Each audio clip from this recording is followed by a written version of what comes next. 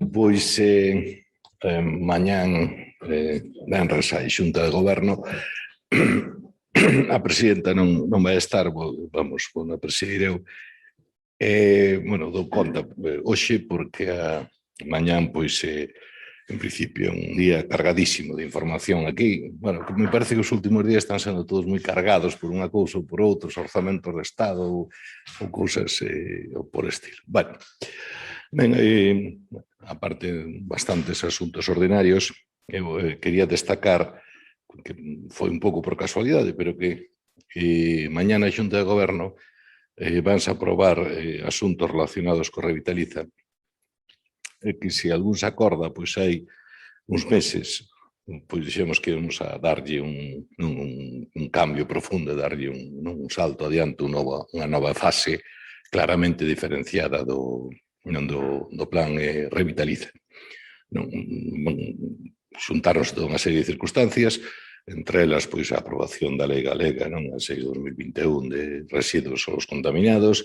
Aí entrou no Congreso borrador a proposta de lei tamén da actualización, da adaptación da lei estatal á directiva do 2018, xa con certo retraso, porque hai que transcribirla en 2 anos, etc. Bueno, aparte, pois, toda unha serie da experiencia que tivemos destes 6 anos do Revitaliza, que se cumpliron en setembro,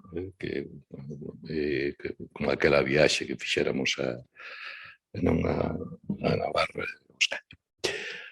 Entón, eses cambios, así para resumilo, non para deixalo así tal, pois basicamente é que remata unha fase na que basicamente se cargou moitísima man na sensibilización e na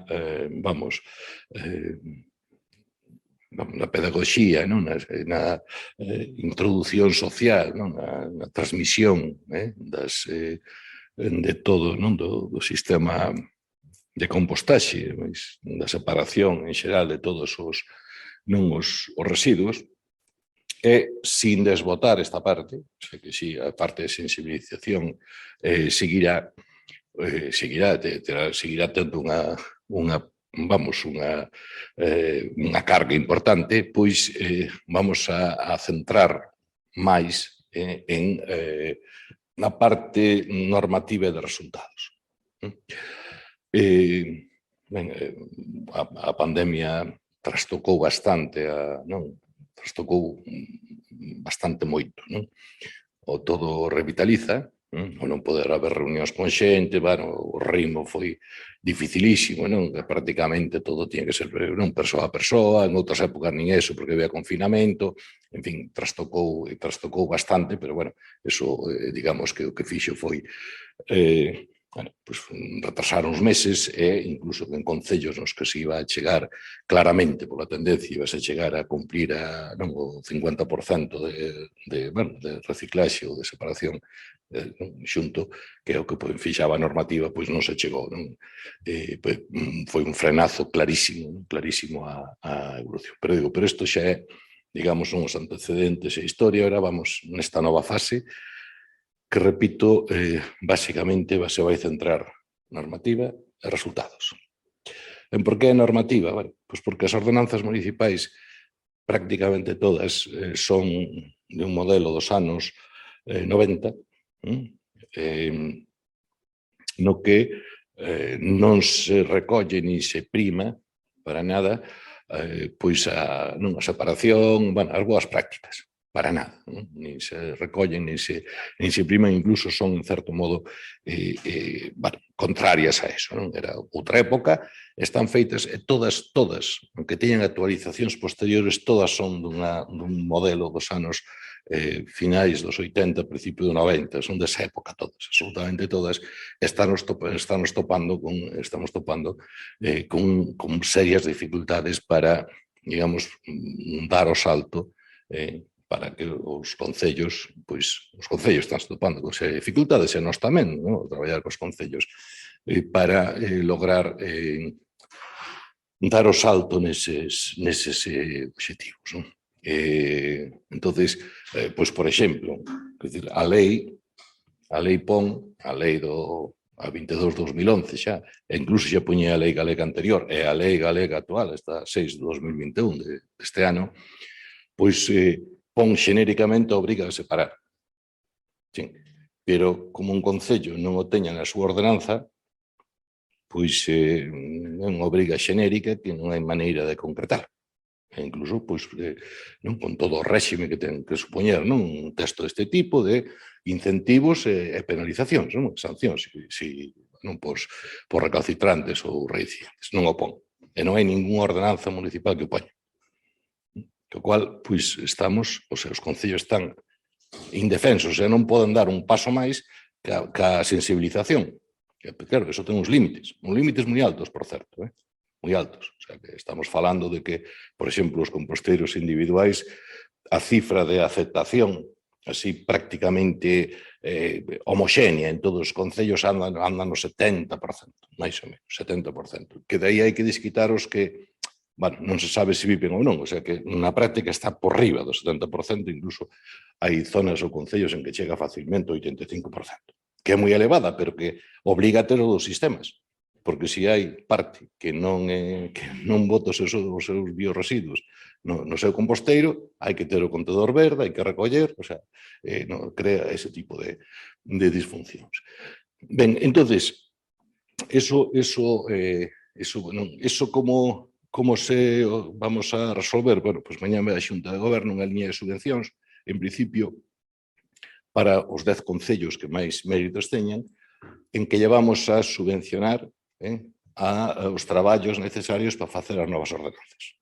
Tanto a ordenanza de xestión, que xa hai un modelo na Diputación, para que sirva de base, como o da recaudación, o financiamento do servicio, que é un auténtico, tal como está hoxe, pois é francamente disfuncional, que habrá que cambiar. O sea, pois, por exemplo, unha das cousas que teñen todas as ordenanzas, pero non só da provincia de Pontevedra, son prácticamente de todo o Estado, quitando algunhas en Cataluña e algunhas en Euskadi, pero moi pouquiñas, o resto todo paga igual. O sea, pois un local, poñer un exemplo que queirades, por hostelería ou que sea, ou un súper ou o que sea, pois resulta que se ten 300 metros cuadrados dá igual que xenere 200 toneladas ao ano que xenere 2, dá igual, paga igual. Claro, iso crea unha disfunción que non podes, primeiro, se o local move pouco, non lle podes cobrar moito polo lixo, porque non pode pagalo, e se move moito, pois estalle subvencionando e perxudicando os que moven un pouco, non? Houve un exemplo, por exemplo, moi claro con isto da pandemia, que locales que non xeneran nada, pois o recibo de lixo tiñen que pagar igual. Non? Claro, en ese caso estaba pagando moito máis do que xeneraban, porque non xeneraban nada, e despois, chegada 2 meses despois, estaba xerando moito menos do que xeneraban. Eso hai que corrixilo. Eso hai que corrixilo e que realmente, pois, digamos, o que se paga por lixo se achegue todo a xeración. Se xero máis ou se faturo máis, pois, pago máis, e se xero menos, pago menos. Que nestes momentos, xa repito, todas as ordenanzas non existen. Entón, eso para facelo, que non hai cultura, o sea, non hai técnicos, temos que axudarlle desde aquí, pero que contraten os técnicos para facelo e que o fagan canto antes polo seu ben e polo ben do Revitaliza e polo ben de todos, non? Despois, por exemplo, hai unha novidade da lei de Galicia, que é interesante, unha lei, bueno, non é especialmente ambiciosa, pero, bueno, ten algún, como todas as leis, teñen cuestións interesantes para o caso que nos ocupa, que todos os edificios da administración pública si xa lle pon a obriga clara de separar. O cual os concellos resolven un problema, porque que o concello poña a obriga de separar, non, de reciclar, no seu caso, no caso do compostaxe local, e o poña en xeral, pois, bueno, pode poñelo. Ora, se bates con unha institución que non ten obriga, que o concello teña capacidade, pode ser, pero é un lío. Xa o pon a lei galega, todos absolutamente toda a administración local, a administración non galega, tamén a sanidade, a todos os do sector público, a todo o sector público, cousa que axuda en esta dirección. Entón, bueno, pois, mañán van as bases para estas subvencións, vai variando desde os concellos pequenos, que son 6.000 euros, hasta un máximo de 22.500, é un concello bueno, pois, que se achega aos 50.000 habitantes, para concellos de menos 50.000, que, repito, vai ser un paso sumamente importante para dar ese salto que pretendemos dar, que desde o Regionaliza pretendemos que den os concellos e queremos axudarlle o asesoramento técnico, que axuda, en este caso, económico, para facer esas ordenanzas. E outro asunto que vai é a axudicar xa, os trámites de licitar e demais, axudicar un servizo, unha empresa que se encargue de atender os composteiros individuais, para repartilos, facer seguimento e tamén os comunitarios.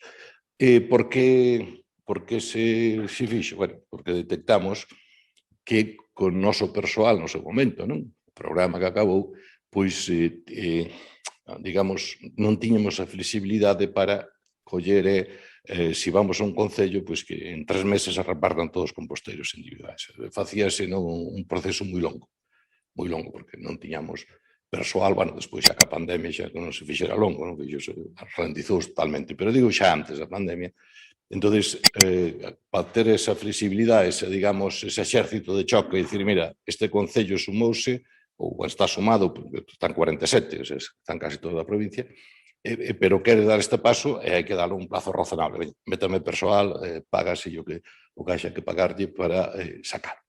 Vai tamén a adxudicación, que en este caso, a adxudicataria é unha empresa que se chama 3SM Sistemas Medioambientais, que ganou limpamente no concurso, incluso había 3 lotes, estaba a provincia dividida en 3 grupos de concellos, ganou nos 3, cas baixas, con todos estes procesos que hai na adxudicación. No cual vamos ter ese instrumento de intervención, de seguimento, tamén de intervención moito máis áxil, que o traballo que fixemos, sabedes, formamos creo que foron 106 persoas, que a imensa maioría está colocada nos concellos, en empresas ou que sexa, ese período, digamos, de formación estimamos, se é necesario, volve a abrirse a Facultade Revitaliza, se fai outra promoción, pero en principio non detectamos que xe necesario, xa está formada xente formada, con experiencia, xente suficiente, incluso hai alguna pouquiña, non sei se 2 ou 3 que están á expectativa de traballo, pero en principio hai un número suficiente, que tamén esta empresa contratará parte destes e tal, igual temos unha xente formada, é unha empresa que xestiona, que nos permite acelerar cando sea necesario ou levar as cousas ao ritmo que nos gustaría para poder actuar desta maneira. Isto vai mañán a Xunta de Goberno os 2, e despois a terceira relacionada con isto é que, sabedes que se algo caracteriza o Revitaliza, en xeral a xestión que intentamos facer nesta casa, é mirar o que está facendo no mundo, aprender o que mellor se este facendo e intercambiar experiencias para ir collendo e adaptando a nosa realidade con todas as dificultades habidas e por haber. Vamos contar, por exemplo, que tiñamos prácticamente feitas as bases para sacar unha convocatoria para agrocompostaxe. En que consiste? Chámase tamén método austríaco, que alguén que ten unha explotación de viña ou unha explotación gandeira, que quere conseguir abono, se mandan os residuos municipais para que os composte e xa aplica o abono. xa que se corta moitísimo o circuito, o sea, elevar a un sitio e xa, vale, pois nos topamos con interpretación que non hai por donde collela, porque un lea a lei e non di pa nada, de que non, hai que facelo a parte. Os residuos, por exemplo, pois suponte, pois da viña, non? Os residuos da viña, pois hai que compostalos por un lado, e os residuos municipais hai que compostalos por outro. En ningún lado ven eso, pero é unha interpretación que entonces temos parado eso por culpa. O sea que eso que nós vimos no outro sitio, vimos que funciona, vimos que encaixa na lei, pois resulta que nos ten que autorizar, de que interpreta de outra maneira, etc. Bueno, quer dizer, con todas as dificultades, pois nós pretendemos ir vendo todo o que se está facendo. En concreto, pois dentro do Estado español, a axencia máis potente, que ten máis historia que a Axencia de Residuos de Cataluña, a Axencia Catalana de Residuos, non a ACR, pois vai vir unha delegación o xoves e o venres que ven a ver o que estamos facendo aquí, a explicarnos o que están facendo ali, claro, que como máis nos interesa a nos, a ver se non que se pode ser aproveitável. E en concreto o venres que ven, o 22 pola mañán, pois temos convocados, creo que están convocados todos os concellos que están adheridos ao Revitaliza para facer unha reunión no que eles nos explicarán, e nós tamén explicaremos estas cousas que estou dicindo aos concellos, e explicarán como están facendo en Cataluña, a ver que é aplicável ou non, non? Aí, sobre todo, o debate céntrase no porta a porta, na recollida porta a porta, que é unha expectativa que en algún sitio está funcionando ben, pero, bueno, pois a ver que nos lo expliquen con calma, porque hasta onde estuvamos seguindo, pois adaptalo aquí, o sea, que aquí teña aplicación e adaptación, pois habrá que facer bastantes axustes e que ao final se opta por a solución, pero mellor escoitalo de primeira van, non? Os resultados sacan son moi bons, pero igual hai outras dificultades de implementación. Iso é o venres que ven, e xa vai vir tanto o diputado, tanto o director xeral, creo que, non? Que é responsável deste servicio, como o presidente, xerente da Axencia non da Axencia Catalana de Residuos, Giró, que xa estuvo aquí outras veces, pero, bueno, neste caso ven unha delegación máis potente e teremos reunións internas con eles, mirarán o que facemos aquí e tamén pois teremos esta charla con todos os da provincia.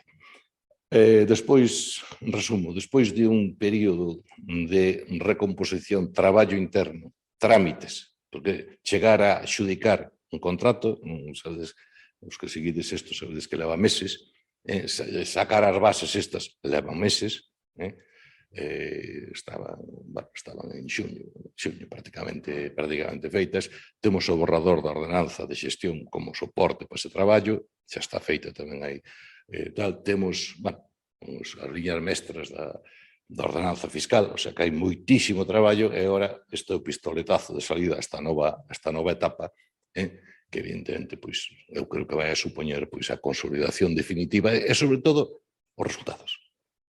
Xa levamos tempo, fomos moi rápido, porque é habitual, a xente catalana de residuos non sei, ten casi 30 anos, e outras iniciativas ten moitos anos e tardaron moito máis en chegar onde chegamos nós, a sorte que temos, que podemos aprender de outros lados, e agora pois temos que seguir non acelerando isto, agardo que sexa un acelerón, digamos que por os ritmos, pois cadrou todo prácticamente na Xunta de Goberno, non os acordos da Xunta de Goberno de mañá. Si queredes...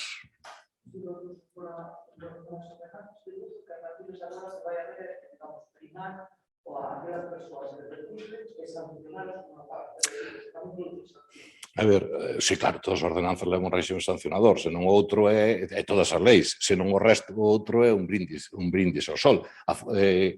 Todo o mundo é bueno, non? Pero, bueno, se cadra axuda tamén dicir, bueno, se hoxe és bueno todos os días, pero hoxe non és, pois igual che pasar, eso é evidente, non?